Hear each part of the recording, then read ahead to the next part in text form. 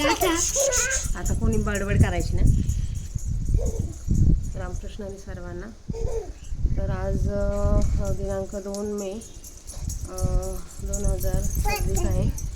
माझा अध्याय 5वा चालू होता. या आधी माझी 3 दिवसाची माऊलींची सेवा बाकी आहे, तर ती मी पूर्ण करण्याचा आता प्रयत्न करते. त्यासाठी पहिली माऊलींची क्षमा मागते. वक्रतुंड महाकाय सूर्यकोटी समप्रभ निर्विघ्नं कुरु मे देव सर्वकार्येषु सर्वदा. तर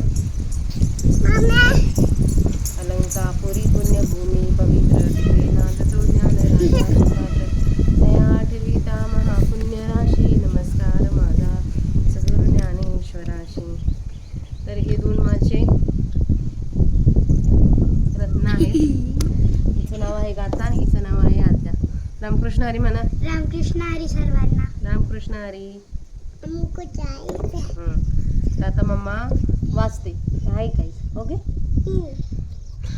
आम्ही आमच्या गावी आलेलो आहे पुण्याला, जे की आळंदीपासून 30 किलोमीटरवरच आहे. आमच्या गावाचं नाव आहे उदयवाडी. उदळेवाडी. चला आता सेवेला सुरुवात करूया. परिमागेला स देवा आता प्रस्तुती उपयोगा देखावा. सांगे दोहा मजी भरवा मार्गो खवना.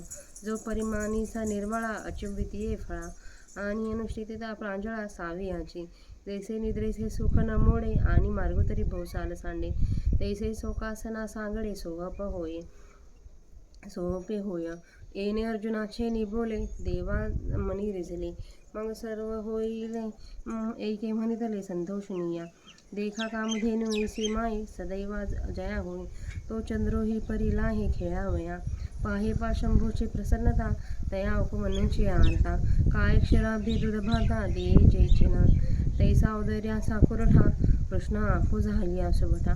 का सर्व सुखाचा वसवटा तोची नोहावा. येथ चमत्कारू कायसा गोसावी लक्ष्मीकांती ऐसा. आता फुलिया सवेचा मागावी का. म्हणून अर्जुन म्हणतले ते हासोनी रे दिदले. तेची सांगेन बोलिले काय कृष्णे. श्री भगवान वाच. संन्यासा कर्मयोगच निश्रेयस करावो भो. तयस्तु कर्म संन्यासात कर्मयोगे विशेषते. खाली जाऊन चिंच करून दाखव. हळूहळू जा आद्या, हळू जपून जा. तो म्हणे का कुंतीस होता हे संन्यास योगी विचारिता. मोक्ष कर तत्वता दोन्हीही होती. तरी जाना नेना सकाळा हा कर्मयोग केर प्रांजळा. जैसी नाव स्त्रिया बाळा तोय तरुणी. तैसे सारा सार पाहिजे तरी सोह पाहाची देखीजे. येणे संन्यासा फळ लाहिजे अनायसे. आता याची लागी सांगेने तुझं संन्यासी याचे चिन्ह. मग सहजे हे अभिन्न जानसी तू.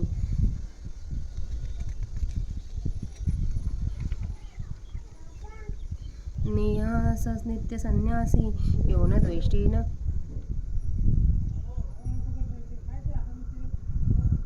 का लक्षती. निर्दंदो ही महाभाव सुखम बंधात प्रमोचने. तरी गेली याची सेन खरी न पवता साड न धरी. जो सुनिच्छळू अंधरी मेरू जैसा. आणि मी माझे ऐसे आठवण विसरले जयाचे अंधकरण. पार्था तो संन्यासी जाणे निरंतर. जो मन ऐसा झाला संगीतोची सांडिला. म्हणून सुख सुखे पावला निसंगुनी म्हणून अखंडित. आता गृहाधिका आघवे ते काही न लगेत जावे. जे घेत झाले स्वभावे निसंगी म्हणून. देखे अग्नी विजवणी जाये मग जे राखोडी केवळ होय. ते कापुसे घेऊ सोयी जे आपली. तैसे असते निपादी नाकळी जेतो कर्मबंदी. जयाची जे बुद्धी संकल्पू नाही. म्हणून कल्पना जे सांडे हे जागी संन्यासू घडे. या कारणी दोन सांगाडे संन्यास योगी. सांख्ययोगे पृथक बाला प्रवदंतीन पंडिता. एकम प्यपस्थित सम्यगुभयोर्विंदते फलन. एरवी तरी पार्था जे मोह होती सर्वथा. ते सांख्य कर्म संस्था जाणती केली. सहज ते अज्ञान म्हणून म्हणती हे भिन्न.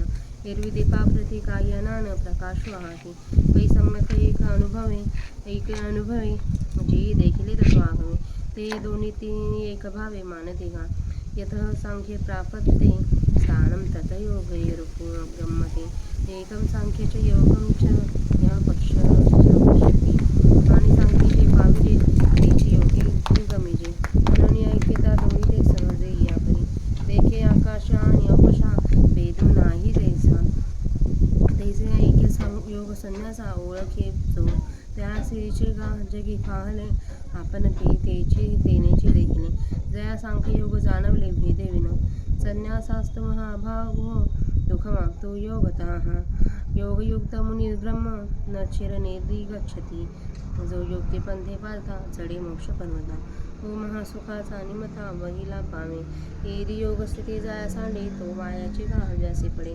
परिप्राप्ती काही न घडे संन्यासाची योगयुक्त पुरुषोधात्मा विजितात्मा जितेंद्रिया सर्वभूतात्मा भूतात्मा कुर्वनपी न लिप्यते जेने भ्रांतीपासून हिरतले गुरुवाक्य मन धुतले मग आत्मस्वरूपी घातले हारुणीय जैसे समुद्री लवण पडे तवा वेगळे अल्प आवडे मग होय सिंधूची वडे मिळे तेव्हा तैसे संकल्पनुनी काढले ज्याचे मनीचे चैतन्य झाले तेने एकादशी परी व्यापले लोकधय आता करता कर्म करावे हे कुठले तया स्वभावे आणि करी जरी आघवे तरी अकर्ता धो तर आपल्या 30 ओव्या वाचून झालेल्या आहेत. आता त्यांचा मराठीत अर्थ ऐकूया. मी वाचते आता. अध्याय 5. अर्जुन म्हणाला, हे कृष्णा, कर्माचा त्याग करावा असे तू सांगतोस आणि पुन्हा कर्माचे अनुष्ठान करावे असेही तू सांगतोस. या दोहांपैकी तुझ्या मताने जे खरोखर श्रेयस्कर असेल ते एक मला निश्चित सांग. मग अर्जुन श्रीकृष्णाला म्हणाला, अहो, हे असे कसे तुमचे बोलणे? यात बोलण्यात एकवाक्यता असेल तर त्यासंबंधी मनाने काही विचार करता येईल.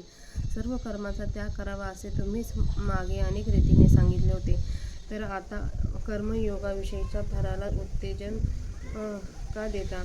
श्री अनंता, असेही दुटप्पी बोलणे असता आमच्यासारख्या अल्प समजुतीच्या लोकांच्या मनाला पाहिजे असा उलगडा होत नाही. एक तत्व जरी सांगायचे असेल तर एकच निश्चितपणे सांगितले पाहिजे. हे तुम्हाला दुसऱ्यांनी सांगायच पाहिजे का? एवढ्यासाठी मी आपल्यासारख्या थोरांना मागे विनंती केली होती की हे तत्त्वज्ञान संदिग्ध भाषेत सांगू नये. परंतु देवा, मागे झाले ते राहू द्या. आता ह्यावेळी उलगडा करा आणि या दोन्ही मार्गांपैकी चांगला कोणता हे सांगा, ज्याचा शेवट शुद्ध असून ज्याचे फळ अचूक प्राप्त होणे, ज्याचे अनुष्ठान सहज सरळ आहे. ज्याप्रमाणे झोपेचे सुखात व्यत्यय न येता रस्ता तर बराच काटत जातो, अशा सुखकारक वाहनासारखा जो सोयीचा मार्ग असेल तो सांगा. या अर्जुनाच्या बोलण्याने देव मनात आनंदित झाले. मग सकृष्ण होऊन म्हणाले, ऐक, तसे होईल. ज्ञानेश्वर महाराज म्हणतात, पहा, ज्या दैववाहनाला कामधेनुसारखी आई म्हणते त्याला चंद्र पण तो सुद्धा खेळावयास मिळतो. हे पहा, श्री शंकरांनी प्रसन्न होऊन त्या उपमन्यूच्या इच्छेप्रमाणे त्याला दूधभाताकरिता शिवसमुद्र दिला नाही का? त्याप्रमाणे उदारपणाचे गरजू श्रीकृष्ण तो अर्जुनाच्या अधीन झाल्यावर मग तो अर्जुन सर्व सुखाची वस्तीस्थान का होऊ नये? यात आश्चर्य ते कसले? लक्ष्मीकांतासारखा मालक मिळाला असता आता आपल्याला हवे तसे त्याने का मागून घेऊ नये? म्हणून अर्जुना, जे मागितले ते श्रीकृष्णांनी मी प्रसन्न होऊन दिले. ज्ञानेश्वर महाराज म्हणतात, श्रीकृष्ण जे काय म्हणाले तेच मी सांगेन. श्रीकृष्ण म्हणाले, कर्माचा त्याग आणि कर्माचे अनुष्ठान ही दोन्ही श्रेयाला म्हणजे मोक्षाला कारणीभूत आहे. पण या दोहांपैकी कर्मत्यागापेक्षा कर्मयोग सर्वशांती नित्या सर्व हा सुलभ असल्याने अश्रेयस्कर आहे.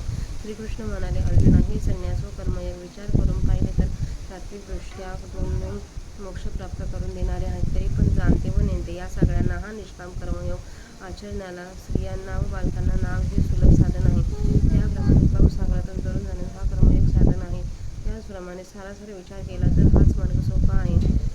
याने कर्माच्या संन्यासापासून मिळणाऱ्या फलाची प्राप्ती कष्टावाचून होते. आता एवढ्या वेळेला मी तुला कर्मसन्यास करण्याचे लक्ष सांगेन. मग हे दोन्ही मार्ग एकच आहेत असे सहज जाणशील.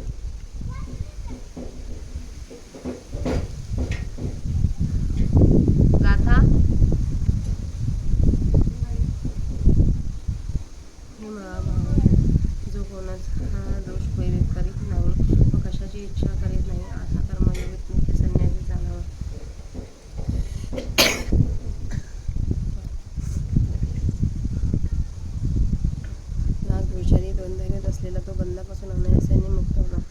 तरी गत गोष्टीची जो आठवण करीत नाही, काही मिळाले नाही तरी इच्छा धरीत नाही, जो मेरू पर्वताप्रमाणे अंतःकरणात अचल अचल असतो आणि ज्यांच्या अंतःकरणामध्ये मी आणि माझे यांचे स्मरणच राहिले नाही, अर्जुना तो सदोदित संन्यासीच आहे असे तू जाण.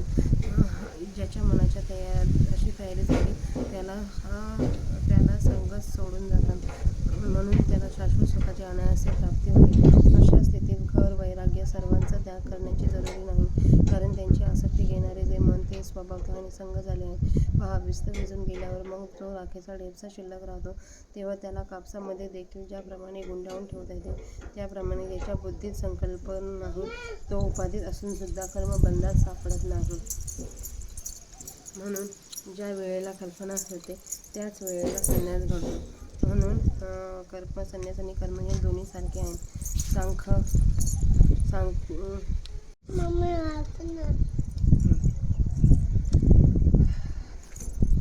पाय नाही लावतो दे बाप्पा आहे बाबू. सांख्य व कर्मयोग दोन्ही भिन्न फल देणारे आहेत असे अज्ञ बोलतात, ज्ञानी बोलत नाही. सांख्य आणि कर्मयोग यांपैकी एकाचे जरी योग्य अनुष्ठान केले तरी ते करणाऱ्याला दोहांचेही फल मोक्ष प्राप्त होतो. एरवी तरी अर्जुना, जे पूर्णपणे ज्ञानी आहेत ते सांख्ययोग आणि कर्मयोग यांचे स्वरूप कसे जाणू शकतील?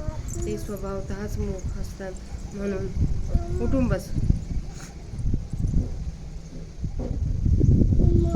या दोन्ही मार्गांना भिन्न समजतात. हात जोड.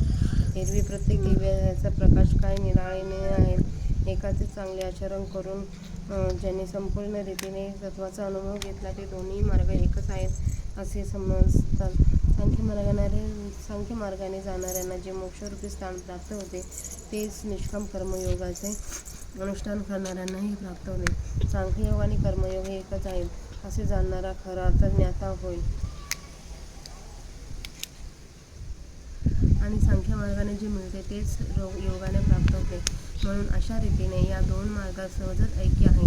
पहा, आकाश आणि पोकळी यांच्यामध्ये ज्याप्रमाणे भिन्नता नाही त्याप्रमाणे कर्मयोग आणि सांख्ययोग यांची एकता ज्याला पटलेली असते, असा ज्याला सांख्य आणि कर्मयोग अभिन्नतेने पटले त्यालाच जगात उजाडले, ज्ञानप्राप्ती झाली व त्यानेच आत्मस्वरूप पाहिले. हे महाभाव, पण कर्मयोगा वाचून कर्मसन्यासाची प्राप्ती होणे दुष्कर आहे. पाणी 2 मिनिटं दे. कर्मयोगयुक्त मुनीला ब्रह्माची प्राप्ती लवकर होते. अर्जुना, जो निष्काम कर्म करण्याच्या हातोटीच्या रस्त्याने मोक्षरूप पर्वतावर चढतो तो परमानंद रूपी शिखर त्वरेने गाठतो. याहून दुसरा ज्याच्या हातून कर्माचे अनुष्ठान होत नाही. हळूहळू जा द्या. तो व्यर्थ संन्यासाच्या छंदात पडतो, परंतु त्याला संन्यासाची प्राप्ती तेव्हाच घडत नाही. निष्काम कर्मयोगाच्या ठिकाणी रत असलेला शुद्ध चित्त, जितेंद्रिय, जितदेह आणि ज्याचा आत्मा सर्व भूतांच्या ठिकाणी असणारा जो आत्मा त्याच्याशीच एकरूप जाण आहे असा मनुष्य कर्म करीत असला तरी त्यापासून अलिप्त असतो. ज्याने विषयापासून हिरावून घेतलेले आपले मन गुरुपदेशाने स्वच्छ करून आत्मस्वरूपात मिरवून ठेवले असते, समुद्रात मीठ पडले नाही तोपर्यंत. आद्या, हळू उतर, तिला उतरू दे आधी पूर्ण. त्याप्रमाणे संकल्पापासून दूर केल्यामुळे ज्याचे चित्त चिद्रूप झाले तो परिच्छिन्न दिसला तरी त्याने तिन्ही लोक व्यापले आहेत असं समज. आता करता कर्मा कार्य ही त्रिपुटीचा व्यवहार स्वभावतःच त्याच्या ठिकाणी बंद पडतो आणि त्यावर त्याने सर्व कर्म जरी केले तरी ते तत्वतः त्याचा कर्ता होत नाही. कृष्णाने सर्वांना